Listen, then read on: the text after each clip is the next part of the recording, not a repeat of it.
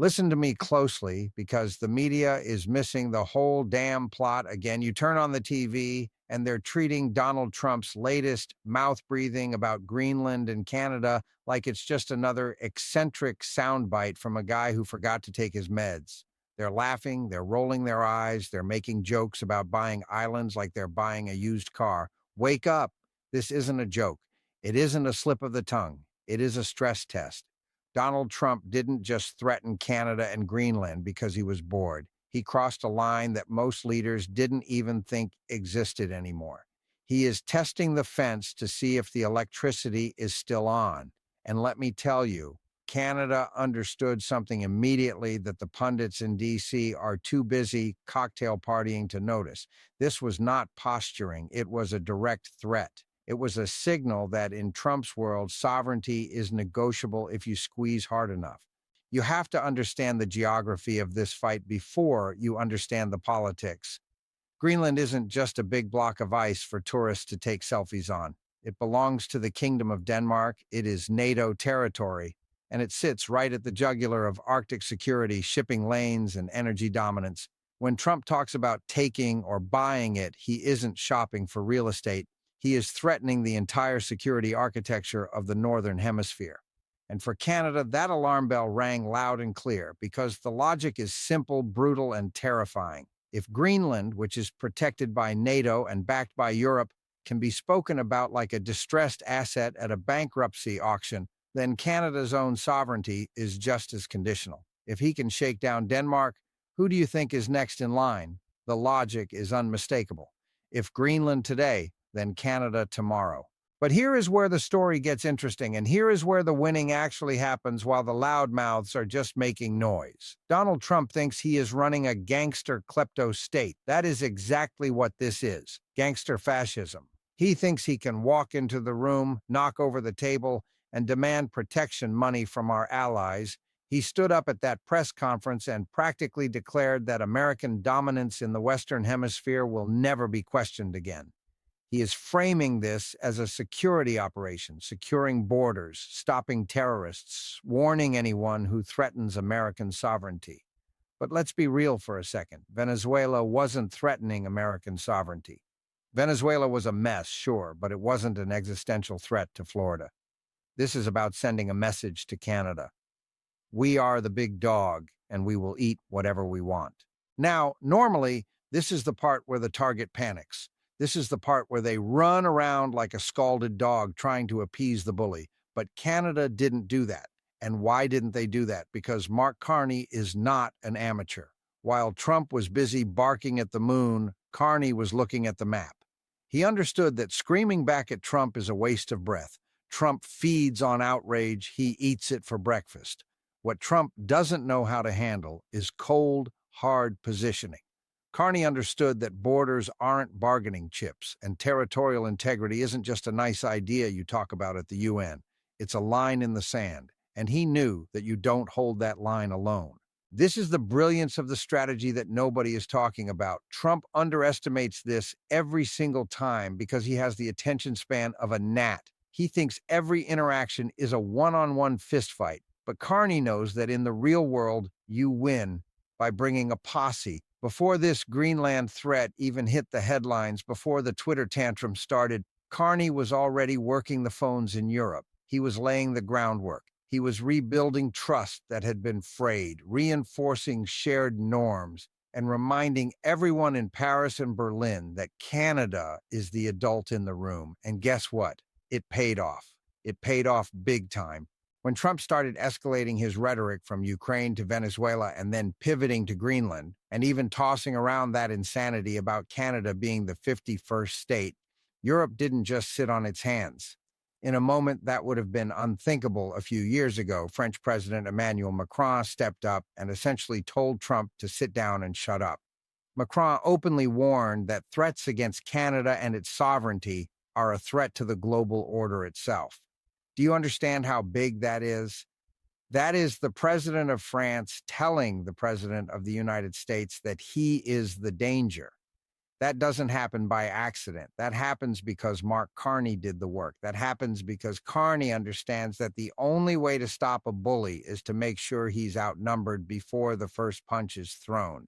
The media wants you to focus on the outrage. They want you to focus on how humiliating it is that Trump said these things. But the real story, the one that actually matters for your future and for the stability of this continent, is that the resistance is working. It isn't working because of hashtags, it's working because of mechanics. It is working because competent leadership looks at a threat, calculates the leverage, and builds a wall of alliances that even a wannabe dictator can't smash through. Trump wants you to think he's playing 4D chess, but he's just knocking over the pieces. Carney, meanwhile, is actually playing the game. And right now, for the first time in a long time, the good guys are winning the positioning war. But don't get comfortable because we are just getting started on how deep this rot really goes. This is what happens when you let a fox into the hen house and then act surprised when he starts eating the chickens. The media, bless their hearts, they want to treat this like it's normal diplomacy. They want to parse the language, look for the nuance.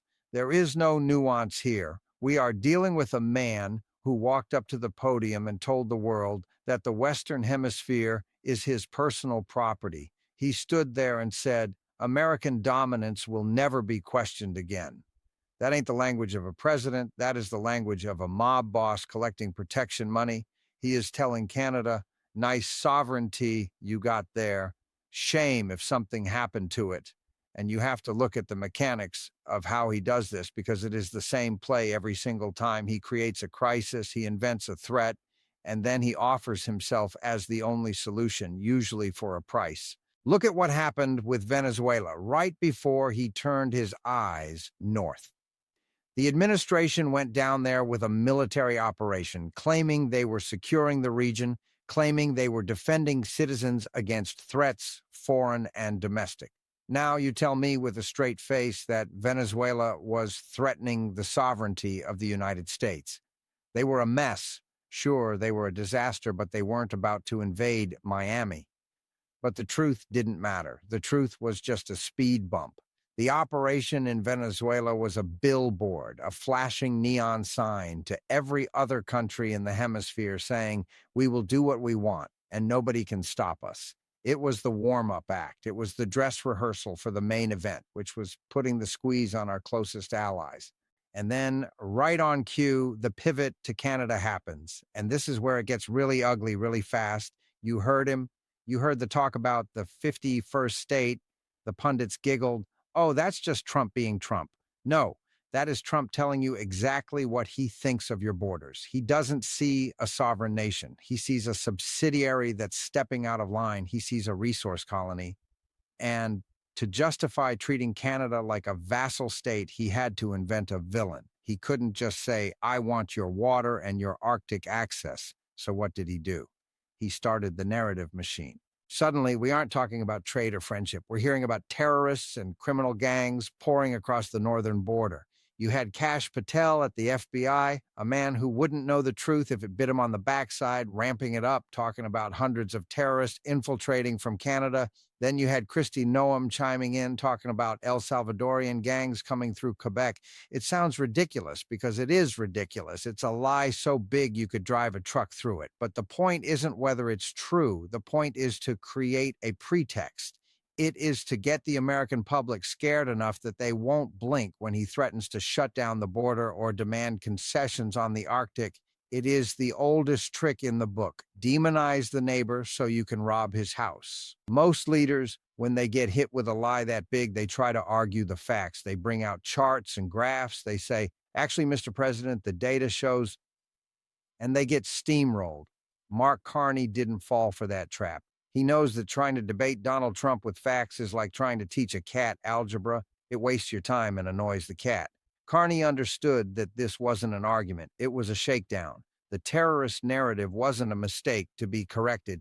It was a weapon to be neutralized. And you don't neutralize a weapon like that by whining about it. You neutralize it by making sure the person holding the gun knows that if they pull the trigger, the whole room shoots back. Carney saw the gangster klepto-state strategy for what it was. He saw that Trump believes his power is constrained only by his own morality. which is a terrifying thought because the man has the moral compass of a shark. So Carney stopped playing defense. He stopped trying to reassure the Americans that Canada was nice. He realized we're not in Kansas anymore. The old rules of friendship? Gone. The assumption that the U.S. is a benevolent partner? Dead and buried.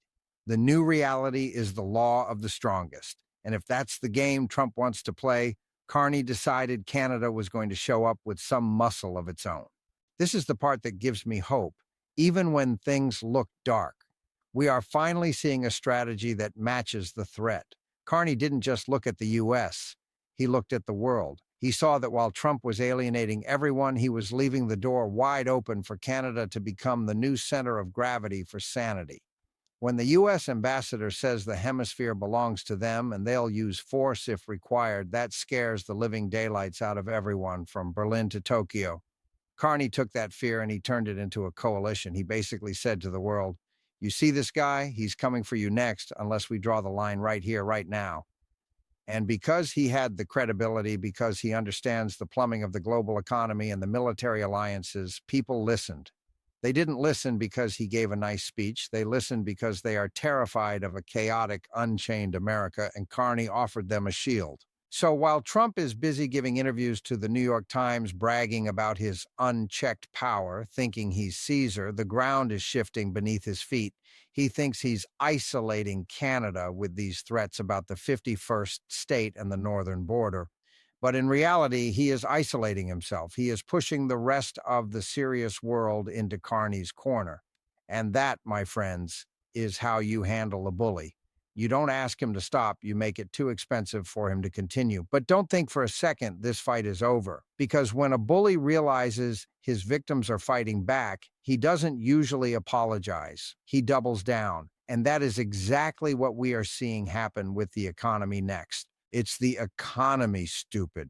You remember that line? I wrote it on a whiteboard in 1992 because it's the only law of political gravity that never changes. You can tweet all you want about sovereignty and borders. You can wave the flag and shout about nationalism, but eventually the bill comes due. And right now, Donald Trump is racking up a tab that the American worker is going to be paying off for a generation. He thinks he can use the American economy like a blunt instrument to bludgeon Canada into submission. He thinks tariffs are a magic wand. You just wave them and the other guy crumbles. But here's the thing about magic wands. They don't work in the real world. In the real world, when you slap a tariff on your biggest trading partner, on the country that buys more of your stuff than China, Japan, and the UK combined, you aren't showing strength. You are punching yourself in the face and waiting for the other guy to say, ouch. Let's look at the mechanics of this because the details matter. Trump is threatening to blow up the North American trade zone. He is talking about 25%, 50% tariffs on Canadian goods. He thinks he's punishing Mark Carney. He thinks he's squeezing Ottawa. But who actually pays that? Do you think the Canadian government writes a check to the U.S. Treasury? Hell no. That tax is paid by the Ford plant in Michigan that needs Canadian aluminum to build F-150s. It is paid by the construction company in Texas that needs Canadian lumber to frame houses. It is paid by the mom in Ohio buying groceries. Trump is taking a sledgehammer to the most integrated supply chain on planet Earth, and he's doing it because his ego got bruised. He is treating the global economy like a casino where he is the house, but he doesn't realize he's gambling with your 401k. And this is where the contrast with Mark Carney becomes so sharp it cuts. Trump looks at the economy and sees a weapon. Carney looks at it and sees a nervous system. Carney spent his life running central banks. He knows the plumbing. He knows that if you clog the pipe in Windsor, the toilet backs up in Detroit. He understands that you cannot isolate Canada without bleeding the American Midwest dry. So while Trump is out there blustering about winning a trade war, which, by the way, is like saying you won a car crash, Carney is calm. He isn't panicking. Why? Because he knows the leverage isn't where Trump thinks it is. Canada is the largest supplier of energy to the United States. We aren't just talking about maple syrup here, folks. We are talking about the lights staying on in New York. We are talking about the oil refining capacity in the Gulf. You want to play hardball? You want to threaten the northern border? Okay, let's see how energy independent we really feel when the tap gets turned off or the price shoots up because of a tariff war initiated by a guy who thinks a trade deficit is a scorecard. Carney's strategy on the economic front has been masterful because it is surgical. He isn't threatening a broad, messy war that hurts everyone. He is preparing targeted, smart responses. He's rallying the business community, not just in Canada, but here in the US. Do you think the US Chamber of Commerce wants this fight? Do you think the CEOs of the Fortune 500 want to tear up USMCA just because Trump is in a bad mood? No, they are terrified. And Carney is talking to them. He is building a coalition of the sane. He is making sure that when Trump tries to pull the trigger on these economic threats, the gun jams because the people who actually run the economy, the investors, the CEOs, the market movers, know that Carney is the stable bet and Trump is the agent of chaos. The markets hate uncertainty, and Trump is a walking, talking volatility index. Carney is banking on the fact that eventually money talks louder than rallies. But there is a deeper danger here, and it goes back to that gangster mindset. Trump is trying to normalize the idea that economic stability is a gift he gives you if you kiss the ring. He wants to turn trade relationships into protection rackets. Nice auto industry you got there, Canada. Be a shame if I put a 100% tariff on it. That destroys the rule of law. That destroys the predictability that businesses need to invest. If a contract means nothing because the president can wake up on the wrong side of the bed and tear it up, then nobody invests. The capital flees. We are seeing the beginning of the risk premium on America. Investors are looking at the US and saying, you know what? Maybe it's not safe to build a factory there. Maybe the guy in charge is too unstable. And Canada, under Carney, is standing there saying, we follow the rules. We honor our contracts. We are open for business. He is stealing our lunch while Trump is flipping the table. This is the hidden cost of the America First rhetoric. It sounds great on a bumper sticker. It feels good at a rally to scream about tariffs. But the reality is America alone. And in a global economy, America alone means America broke. It means higher prices, fewer jobs, and a weaker dollar. Trump is burning down the village to roast a marshmallow.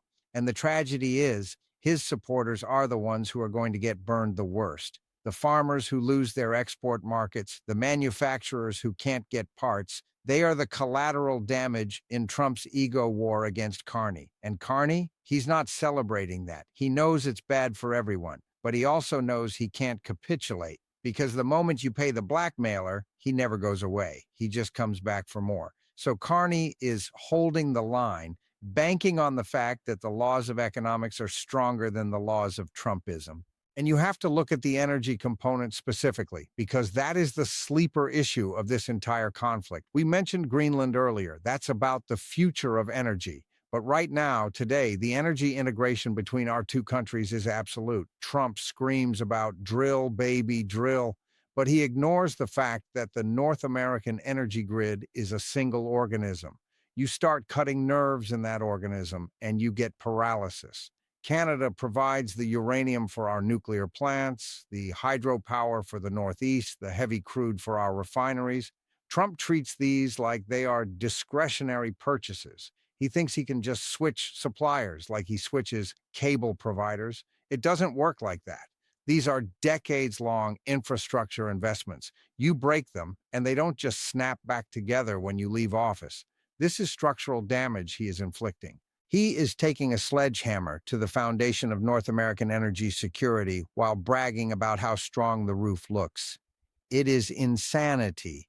And the only person standing in the breach, holding the blueprints and saying, don't touch that load-bearing wall, is Mark Carney. That is the state of play. We have an arsonist in the White House and a fireman in Ottawa, and half the country is cheering for the fire.